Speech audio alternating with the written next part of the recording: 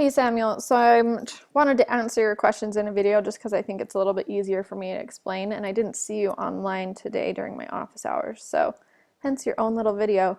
So first of all, it sounds to me like you have a little bit of confusion with how to evaluate square roots. So for example, the square root of 25, the answer is whatever number multiplies by itself to be 25. So that would be 5, because 5 times 5 is 25, or negative 5, because negative 5 times negative 5 is 25. Okay, so keep in mind, it's just a single number is our answer. It's not the product. So the square root of 25 is 5 and negative 5. Now, your next question had to do with the negative sign. So let's say we have the negative square root of 16, like you were pointing out before. Like I said in my email, you want to think about that negative sign out in front as separate from the square root, because essentially it's just the same thing as negative 1 times the square root of 16.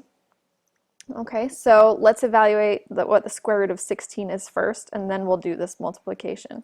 So the square root of 16 is whatever number multiplies by itself to be 16, and so that's either 4 or negative 4, because 4 times 4 gives me 16, and negative 4 times negative 4 gives me 16.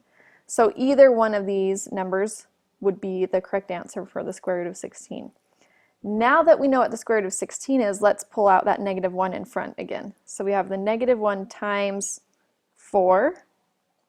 So that gives me negative 1 times 4 is negative 4. So that's one of my answers for this. Let's put it up here. And I have negative 1 times a negative 4. And that gives me a positive 4. So that's how I get a negative 4 and a positive 4 being my answer for this. Now your next question had to do with putting the negative sign in on your calculator. So there's a difference between the negative square root of 16 and the square root of negative 16. Okay, so like I said before, this is like multiplying by a negative 1 out in front. This is something different entirely. When we have a negative sign on the inside, it affects this number directly. It's a negative 16. And so if you're trying to evaluate this, you have to think to yourself, what number multiplies by itself to be negative 16? Well, really the only choices to work with would be 4 and negative 4. But 4 times 4 is positive 16, and negative 4 times negative 4 is also positive 16. And so it's actually impossible to come up with a number that multiplies by itself to be negative 16. That's why when you put it on your calculator, it said that it was an invalid input. There is no solution to this because there's no number that multiplies by itself to be negative 16.